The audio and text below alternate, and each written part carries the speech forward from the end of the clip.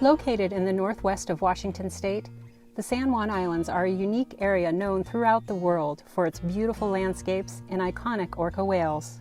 2.5 miles north of Orcas Island, Sucia Island is treasured for its anchorages, trails, and beaches, including Mud Bay. If healthy, these shorelines support forage fish, which in turn support salmon and southern resident orcas. Historically, Sucia's Mud Bay hosts beach habitats where forage fish incubate their eggs, safe from predators, and a salt marsh that provides a vital habitat for juvenile salmon on their way to the ocean. Over a period of 80 years, people added fill, rock, armor, and a road across the beach and marsh at Mud Bay.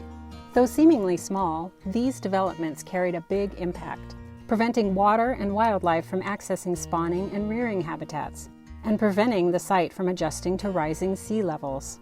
So one of the real intents of this project was to restore natural processes. Here we have a moderately low wave energy environment, but we still have the waves coming onshore.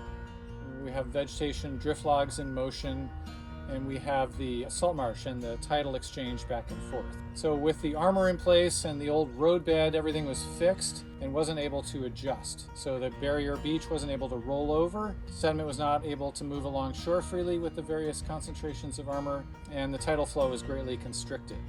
7 years ago, Friends of the San Juans began collaborating with Washington State Parks and coastal engineers to come up with a plan to restore Mud Bay.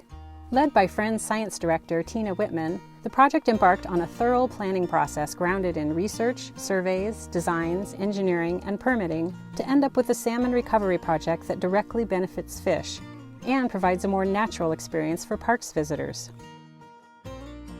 Well, I'm really grateful to work in the San Juan Island community with all the different nonprofits and public land entities out here, because we work really well collaboratively, and this project is a perfect example of how we're stronger together. We can come together to accomplish common goals: resource protection, working with forage fish, salmon, ultimately the whales. This is a project we wouldn't have done on our own. Mike Carlson Enterprises removed the old service road by bringing in heavy earth movers on a barge. I grew up in the islands, so I love the islands, and it's fun to be on the boat and figuring out how to get all the materials here and organize the schedule and pull it off, turn it into 3 dimensions. It was a very enjoyable project. I enjoyed working with the friends, and great team to work with. The engineers were good too. I think the end result of what we did, what we took out, and the way we're leaving the beach is a real plus for everybody.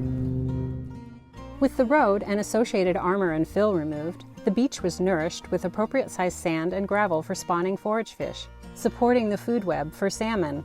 A new low-impact road was installed at an inland location to allow full restoration of the shoreline and better address the needs of Washington State Parks. At the project's conclusion, San Juan Island Civilian Conservation Corp added plants to the restored berm to make it more resilient and to restore its original function and appearance. It was amazing to see the tide coming into the salt marsh unimpeded for the first time in over 75 years. The restored habitat will directly support juvenile salmon, forage fish, and through marine food webs, our endangered orca. A successful project, Mud Bay stands as an example of Friends of the San Juan's ongoing mission to work collaboratively to protect and restore the San Juan Islands for both people and nature.